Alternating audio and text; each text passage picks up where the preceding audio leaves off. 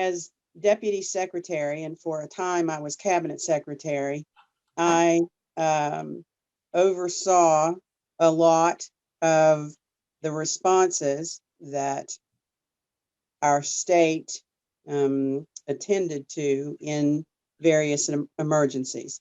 West Virginia is a small state. At that time, it was 1.8 million for the entire state. But we all know each other because we are so small. And we are able to do things as a unit that a lot of places aren't. And we are forgotten a lot of times. So I liked this idea of collaborating with our surrounding states because, as we all know, emergencies don't stop at man-made borders. They cross over. And I did not know my counterparts. And I thought that would be an interesting tool to have. It was exciting to think we could reach across and find some partners. Having the ability to call on my newfound friends across the border was fabulous. We the first one of the first gatherings that we had, our consortium initially was predicated on FEMA Region 3 states, but it broadened to include North Carolina and others. So it truly became a cross-border regional approach, which then introduced us to other regions across the country who were like-minded. And I can tell you that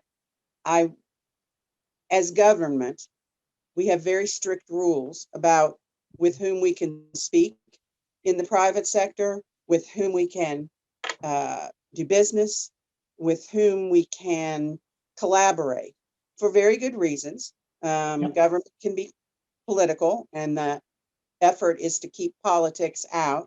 And the consortium helped to smooth that way, allowed us to ask questions, talk with, communicate with those in the private sector who held keys to many of our dilemmas. They held the solutions, and allowed us the freedom to discuss, collaborate, brainstorm as to how we could help our citizens.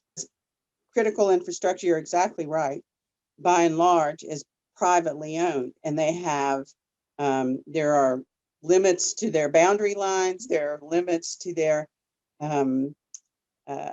allowing they typically see government as regulators, and we're bossy if we try to tell them what to do sometimes. But I think it's helped to facilitate easier communication amongst and between us. Particularly, I think, as their partners learn about the consortium and how we can be an asset as opposed to someone to tell them what to do. I do believe that, yes.